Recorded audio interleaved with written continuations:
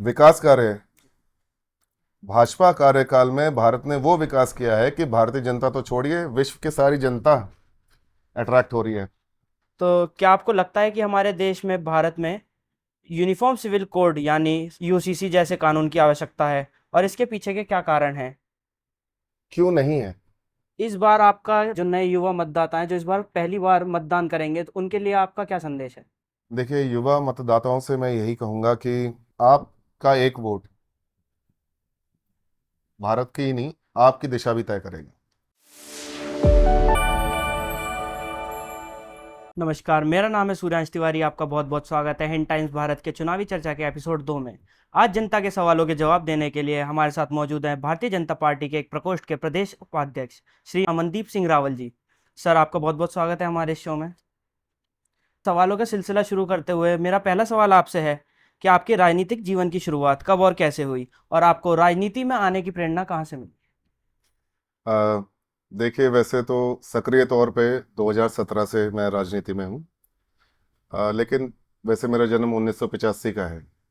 और करीब 1980 से मेरे ताऊजी पवन सिंह रावल नकुड़ विधानसभा, जिला सहारनपुर, वहाँ से सक्रिय रहे। जनसंघ के समय से आप कह सकते हैं।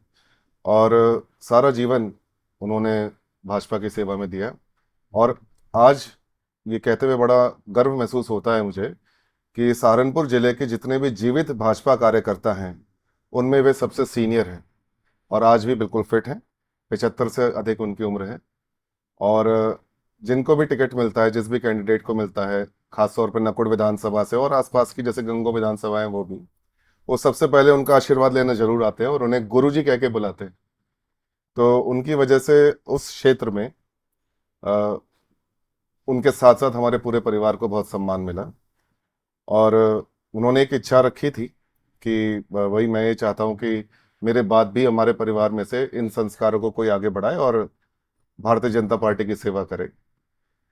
तो ऐसे में सबने ये पाया कि भाई मेरे अंदर उस तरह के कह लीजिए इंटरेस्ट है थोड़ा राजनीति की तरफ। 2015-16 के आसपास मैंने जैसे एक छोटा सा संगठन बनाया था। व्यापार है मेरा मेडिकल लाइन में, उसके चलते चलते ही बाहुबल नाम से। बाहुबल की full form Bharat active humans unity बल। हालांकि वो थोड़ा कन्फाइंड होके रह गया व्हाट्सएप और फेसबुक तक ही, लेकिन उसमें ऑल इंडिया लेवल से लोग जुड़े हुए थे, कुछ उसमें आर्मी मैन भी थे। तो चूंकि आपने सवाल ऐसा पूछा कि मुझे मेरी बीती यादें याद आ रही हैं अब। 2017 की ही बात है, 16 या 17 के आसपास। उस वक्त मेरठ में भाग एक से कार्यवाह होते थे। मैं भी उनका नाम शायद लूं या नहीं लूं, लेकिन चलिए नहीं लेता हूँ। तो मैं उनके पहले से ही संपर्क में था, तो वे मुझसे मिले, ऐसी बात करने लग गए एक दिन कि भाई जो भी परिवार में व्यापार में तो जो चल रहा है, इसके अलावा तुम क्या करते हो? तो मैंने बताया जैसे जैसे कि इन इन सामाजिक गतिविधियों में मैं रहता हूँ। भारतीय जनता पार्टी को लेके एक जो मेरी इंक्लिनेशन है, वो सब उनको बताया। फिर उन्होंने कहा कि भाई ठीक है, छोटे मोटे जो तुम संगठन चला रहे हो फेसबुक पे व्हाट्सएप पर, ये तो चलाते रहो, सामाजिक गतिविधियों में जिनमें तुम एक्टिव रहते हो ये रहते रहो, लेकिन तुम्हें किसी बड़े संगठन के साथ भी जुड़ना चाहिए, ताकि जो तुम्हारे जो एक संस्कार हैं, एक जो देशभक्ति की भावनाएं हैं, ये थोड़ा और बढ़े और सही डायरेक्शन में जाए। और सबसे बेहतर रहेगा कि तुम राष्ट्रीय स्वयंसेवक संघ का हिस्सा बनो। तो उनकी बात मुझे अच्छी लगी, मैं पहले से सोचता भी था। तो ध्वज प्रणाम मेरा 2017 में ही हुआ है, ज़्यादा समय तो नहीं हुआ है। और फिर विभिन्न कुछ दायित्व मिलते रहे मुझे। और 2021 में लेकिन फिर मैं एक बार लखनऊ गया हुआ था और मेरी मुलाकात वहाँ पे हुई राम कुमार शुक्ला जी से। राम कुमार शुक्ला जी जो हैं, वो एक प्रकोष्ठ है भारतीय जनता पार्टी का, सहयोग एवं कार्यकर्ता सहायता प्रकोष्ठ, उससे वे प्रदेश संयोजक हैं यूपी से। तो जैसे अभी आपने मुझसे पूछ लिया कि कैसे क्या शुरुआत हुई, इसी तरह की कुछ चर्चा उनसे चल रही थी। तो उन्होंने यह प्रस्ताव रखा कि भाई अगर मैं तुम्हें कोई जिम्मेदारी दूं तो तुम लेना चाहोगे? मैंने कहा बिल्कुल। क्या जिम्मेदारी है वो जानने से पहले ही मैंने हाँ कर दी। उन्होंने कहा अच्छा, कल सुबह आना एक बार। तो अगले दिन सुबह मैं उनके घर पे जब गया, तो उन्होंने मेरे हाथ में एक वो सर्टिफिकेट रख दिया कि भाई अब तुम इस प्रकोष्ठ से, जिसका मैं प्रदेश संयोजक हूँ, तुम प्रदेश उपाध्यक्ष की जिम्मेदारी तुम्हारी है। तो मुझे बड़ा अच्छा लगा। तो इस तरह से मेरी शुरुआत हुई। आप विभिन्न सामाजिक संगठनों में भी जुड़े हुए हैं, जैसे कि राष्ट्रीय वीर गुर्जर महासभा। हाँ जी। तो ये समाज के लिए किस प्रकार से काम करती है? राष्ट्रीय वीर गुर्जर महासभा, देखिए वैसे तो हर बिरादरी में अलग अलग महासभाएं हैं, और कुछ हैं कि कब खुलती हैं कब बंद हो जाती हैं, ऐसा भी लगा रहता है, जिस तरह से भी लोग उसमें इंटरेस्ट लेते हैं। लेकिन ये एक पुरानी लोग महासभा है हमारे बिरादरी की। और इसमें स्वामी सत्यवीर देव जो हैं, वो इसका संचालन करते हैं राष्ट्रीय स्तर पर। तो मेरी इनसे एक बार मुलाकात हुई, और इन्होंने ये इच्छा जाहिर करी। सारी जो वार्तालाप हुई, मैं जो भी इन्होंने मेरे अंदर देखा होगा, जैसी भी ईश्वर की कृपा रही, कि इन्हें ऐसा लगा कि उत्तर प्रदेश से प्रदेश अध्यक्ष की जिम्मेदारी अगर ये मुझे देते हैं तो संगठन के लिए अच्छा रह सकता है। तो 2021 की ही बात है, उस तब इन्होंने मेरे को प्रदेश अध्यक्ष की जिम्मेदारी दी, और उसका निर्वहन मैं समझता हूँ कि मैं ठीक तरीके से कर रहा हूँ। इसमें और लोगों को भी जोड़ा जा रहा है, और हम लोग ध्यान दे रहे हैं कि इसमें खास तौर पे युवाओं को सही दिशा, करियर की तरफ, समाज की तरफ। अगर कोई युवा राजनीति में जाना चाहता है तो राजनीति में, अगर कोई किसी का इंटरेस्ट मेडिकल लाइन में है तो मेडिकल लाइन में, इंजीनियरिंग लाइन में है तो इंजीनियरिंग में, जिसका जैसा इंटरेस्ट है उसमें उसको एक अच्छी गाइडेंस देना, ये सब लोग हम लोग करते रहते हैं। और जो युवा, जो बच्चे अच्छा कुछ मुकाम हासिल कर रहे हैं तो उन्हें पुरस्कृत करना, ये सब भी हम लोग करते रहते हैं इसमें। क्योंकि आप कैराना सहारनपुर लोकसभा में सक्रिय रूप से राजनीतिक काम कर रहे हैं, तो मैं जानना चाहूंगा वहाँ चुनावी हवा का रुख किस ओर है? हाँ, ये आपने सही कहा कि दरअसल क्या है कि 2001 से हम लोग मेरठ में रह रहे हैं, लेकिन मेरा गांव जो है वो सहारनपुर जिले में लगता है, और नकुड़ विधानसभा में। तो इसकी वजह से मौका मिलता है मुझे मेरठ में भी थोड़ा एक्टिव रहने का, और सहारनपुर लोकसभा और नकुड़ की वजह से जो कैराना लोकसभा भी वहां तक लग जाती है, तो वहां पे भी भ्रमण चलता रहता है, लोगों से मिलना जुलना लगा रहता है। तो 3 लोकसभाएं जो आपने नाम ली, इसमें कैराना लोकसभा और मेरठ हापुड़ लोकसभा, ये तो पहले से ही भाजपा के पास है। पहले से ही हमारी स्थिति इसमें मजबूत है, और इस बार तो और भी ज्यादा मजबूत है। विभिन्न कारणों से मैं भी चर्चा करूंगा आपसे। अब रही बात सहारनपुर लोकसभा की। सहारनपुर लोकसभा में इस समय जो सांसद चल रहे हैं, 2019 में बने थे, वो बहुजन समाजवादी पार्टी के हाजी फजलुर रहमान हैं। और जिन्होंने उनको वोट दिया था, आज वो खुद कहते हैं कि हमने क्यों दिया इनको वोट। क्योंकि वोट देने के बाद जिता तो उन्हें दिया, बसपा के उम्मीदवार थे। 5 साल उन्होंने क्या किया किसी को नहीं पता, वो कहीं नजर नहीं आए। जो उन्हीं के वोटर्स थे, जो उस समय उन्हीं के कार्यकर्ता थे, वो ये कहते हैं कि उन्होंने तो केवल अपना व्यापार स्ट्रांग करने का काम किया है, समाज के लिए और कुछ नहीं किया। और भाजपा से जो राघव लखन पाल शर्मा थे, वो 2014 में सांसद बने थे, 2019 में थोड़े से फासले की वजह से रह गए। और लोग इतना पछताते हैं वहां पे, जो मतदाता हैं, कि भाई ऐसा क्यों हमारे हाथ से हो गया, जिन्होंने उनको वोट नहीं दी। और इस बार तो राघव लखनपाल शर्मा जी इस तैयारी के साथ हैं कि बहुत तगड़े मार्जिन के साथ जीतने वाले हैं लोकसभा। कैराना लोकसभा, प्रदीप चौधरी जी सिटिंग सांसद हैं, इस बार फिर रिपीट होंगे। इस बार तैयारी पिछली बार से भी अच्छी है। और मेरठ में तो देखिए साहब, मजा ही आ गया।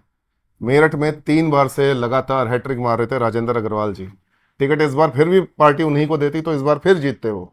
लेकिन पार्टी ने कुछ महसूस किया होगा, या हो सकता है अग्रवाल साहब ने खुद ही ऐसा महसूस किया होगा और पार्टी को कन्वे किया होगा कि भाई एक उम्र भी होती है। अब वो उस उम्र के उस पड़ाव में पहुंच चुके हैं कि हो सकता है चुनावी गतिविधियों से थोड़ा दूरी बनाए रखना उन्हें सही लगा हो। तो ऐसे में एक नए चेहरे की जरूरत लगी। तो देखिए क्या शानदार काम किया पार्टी ने। हम लोग जब रामायण को याद करते हैं और जब श्री राम को याद करते हैं, तो जो चेहरा हमारी नजर में आता है, उस चेहरे को ही टिकट दे दिया। अरे अब कैसे नहीं जीतेंगे, हम तो जीत ही रहे थे, और इस बार तो प्रचंड बहुत तगड़े मार्जिन के साथ मेरठ लोकसभा हम लोग जीतेंगे। और आप देखते रहिएगा, जो मोदी जी ने कहा है कि इस बार 400 पार। अरे केवल 400 पार ही नहीं करेंगे भाई साहब, अब तो हमें ये देखना है 400 से कितना आगे जाते हैं हम। और 80 की 80 लोकसभाएं जो उत्तर प्रदेश की हैं, मैं यकीन से कहता हूं ये भी हम जीतेंगे।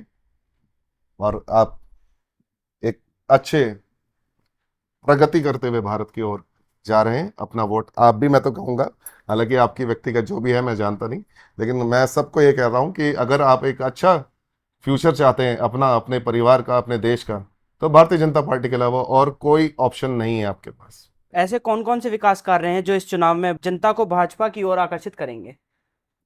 विकास कार्य, भाजपा कार्यकाल में भारत ने वो विकास किया है कि भारतीय जनता तो छोड़िए, विश्व की सारी जनता अट्रैक्ट हो रही है। और प्रत्येक क्षेत्र में, गांव गांव के स्तर पर भारतीय जनता पार्टी ने जो जो कार्य किए हैं वो उस क्षेत्र का व्यक्ति खुद जानता है। लेकिन फिर भी अगर आप ब्रॉडली मुझसे पूछें तो मैं ये कहना चाहूँगा कि 2014 तक 67 साल, 67 ईयर्स हो गए थे हमारे देश की आज़ादी को।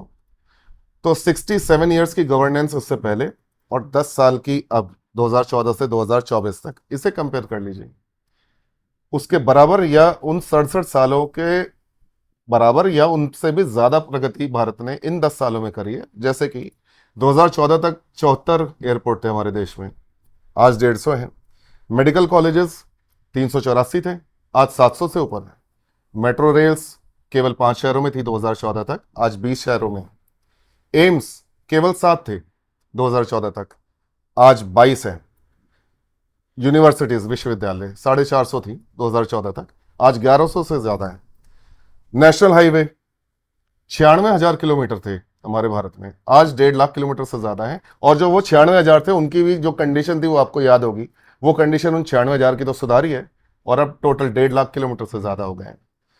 ग्रामीण सड़कें, जो अगर केवल नेशनल हाईवे की बात ही नहीं करते, ग्रामीण सड़कों की भी बात करते हैं, 3,20,000 किलोमीटर की थी 2014 तक, और उनकी क्या कंडीशन थी ये सब जानते हैं। वो 3,20,000 किलोमीटर सड़कें जो ग्रामीण सड़कें भारत में थी, उनकी कंडीशन सुधारी, और भाई साहब 3,75,000 किलोमीटर और बढ़ा दी हमने ग्रामीण सड़कें। अब आंकड़ा आप जोड़ लीजिए, इतनी आज की तारीख में ग्रामीण सड़कें हैं। वंदे भारत जो बुलेट ट्रेन कही जाती है, तब तो एक भी नहीं थी। ये कॉन्सेप्ट ही उसके बाद आया, भाजपा सरकार के दौरान आया, तब 0 थी, आज 41 है। इलेक्ट्रीफाइड रेलवे ट्रैक्स केवल 20,000 किलोमीटर तक था, आज 100%, 100%। बड़ा अच्छा लगता है ये कहते हुए, क्योंकि मेरी जानकारी अगर सही है तो विश्व का सबसे लंबा, सबसे ज्यादा जो रेलवे का जो एक जाल है वो भारत में ही है। इतनी ज्यादा ट्रैक्स कहीं नहीं है पूरे विश्व में। और तब केवल 20,000 इलेक्ट्रीफाइड, 20,000 किलोमीटर ही इलेक्ट्रीफाइड थी, आज 100% इलेक्ट्रीफाइड है। एयरपोर्ट, अब यूपी में बैठे हैं तो चलिए यूपी की बात कर लें। मैंने एयरपोर्ट का जिक्र पहले भी किया था कि तब 74 थे, आज 150 से ऊपर है। यूपी में तब 2014 में 2 से 4 ही एयरपोर्ट थे और वो ऑपरेशनल ठीक से नहीं थे, आज 21 एयरपोर्ट हैं भाई साहब, जिनमें से 8 इंटरनेशनल एयरपोर्ट है। तो यही सब कारण बने जिनकी वजह से 2014 में इंटरनेशनल इकोनॉमी के मामले में हम 10वें पायदान पर थे और आज 5वें पर हैं, और बहुत जल्द 3रे पायदान पर हम जाने वाले हैं। तो विकास कार्य की अगर आप बात करेंगे तो ये इंटरव्यू तो बहुत छोटा पड़ेगा, हमें तो कई पुस्तकें लिखनी पड़ेंगी जो पिछले 10 सालों में हमने कर डाले। तो क्यों नहीं जनता हमको वोट देगी? जनता हमें जरूर वोट देगी, हमें फिर जिताएगी, और इसी बार नहीं, अगले और कई सालों तक जिताती रहेगी। तो क्या आपको लगता है कि हमारे देश में, भारत में, यूनिफॉर्म सिविल कोड यानी यूसीसी जैसे कानून की आवश्यकता है, और इसके पीछे के क्या कारण हैं? क्यों नहीं है यूनिफॉर्म सिविल कोड? इसकी आवश्यकता क्यों नहीं है? क्यों किसी को लगता है कि नहीं होनी चाहिए? भाई मैं एक साधारण सा आपको एक उदाहरण देता हूं। एक परिवार है, 4 बच्चे हैं मान लीजिए। क्या एक पिता ये चाहेगा कि भाई मेरे इस बच्चे को मैं अलग अवसर दूंगा, इस बच्चे को अलग हिसाब से पढ़ाऊंगा लिखाऊंगा, इसे अलग संस्कार दूंगा, और चौथा बच्चा चाहे जो गलती करे उसको सारी माफ कर दूंगा? क्या ऐसा परिवार कभी आगे बढ़ सकता है? और ऐसा कोई बाप भी नहीं चाहेगा। सबको बराबर बराबर अवसर, अधिकार और कर्तव्य, उन सबका पालन करना सबके लिए बराबर होता है, तभी वो परिवार आगे बढ़ता है। तो ये तो कोई बात नहीं हुई कि एक पर्टिकुलर सेक्शन ऑफ सोसाइटी के लिए अलग नियम कानून और एक पर्टिकुलर उसे मानेगी नहीं। और आपने सवाल ऐसा कर दिया है कि इसमें इनडायरेक्ट बोल के आपको मैं सही उत्तर दे नहीं पाऊंगा। मुझे कहना पड़ेगा कि शरिया कानून को मानने वाले जो लोग हैं, हमारे ही भाई हैं, उन्हें थोड़ा आपत्ति है यूसीसी से। अब इसमें देखिए थोड़ा बहस का मुद्दा भी हो जाता है, लेकिन एक बात है कि शरिया कानून तो ये भी कहता है कि चोरी करने वालों के हाथ काट दो। अगर कोई किसी महिला के साथ बलात्कार करता है तो उसे बीच चौराहे पर पत्थर मार मार के उसे उसकी जान ले लो। शरिया कानून ये भी कहता है कि आप ब्याज का पैसा ना लो, तो फिर बैंक में क्यों एफडी कराते, क्यों उसका ब्याज लेते? शरिया कानून ये भी कहता है कि मुफ्त की कोई चीज नहीं लो, मुफ्त हराम है।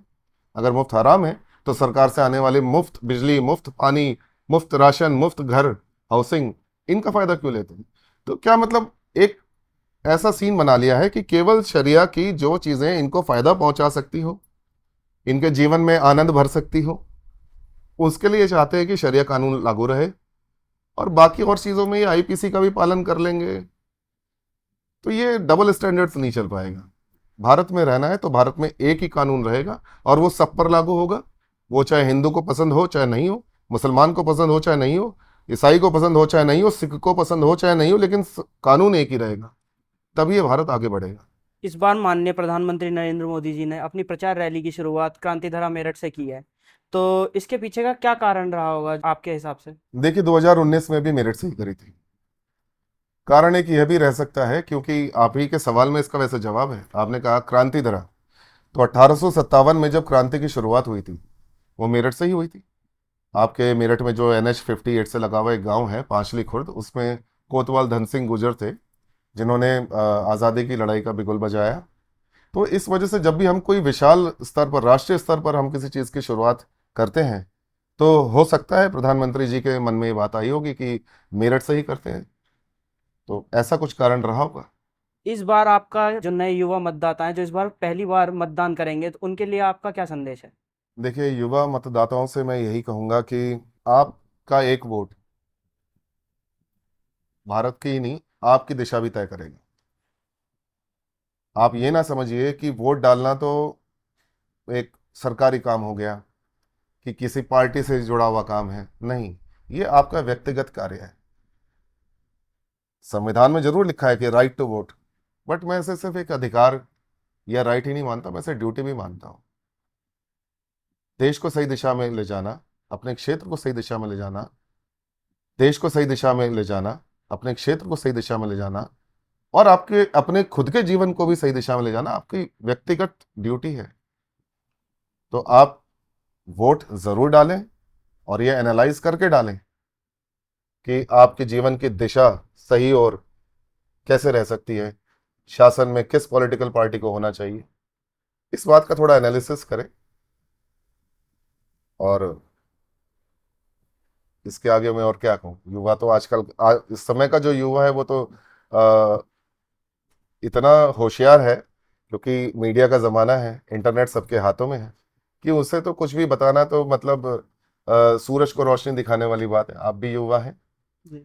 तो मैं आपको अगर ये समझाने बैठूं कि कौन सी पार्टी सही है कौन सी नहीं है, उसके बाद भी आप स्वयं जरूर एक एनालिसिस करेंगे, अपने भी पीयर ग्रुप में बात करेंगे, अपने जो भी आप फोन या लैपटॉप जो यूज़ करते हैं इंटरनेट पे जाएंगे, तो आप जरूर खुद भी उसका एनालिसिस करेंगे। तो आज पहले कई बार होता था कि युवा ऐसा नहीं भी करता था, जैसा बड़ों ने कह दिया वैसा कर दिया, लेकिन आजकल का युवा सवाल करना जानता है, और जब आप सवाल करेंगे तो उसका सही उत्तर भी मिलेगा, और आपका वोट भी फिर सही निशान पर ही पड़ेगा।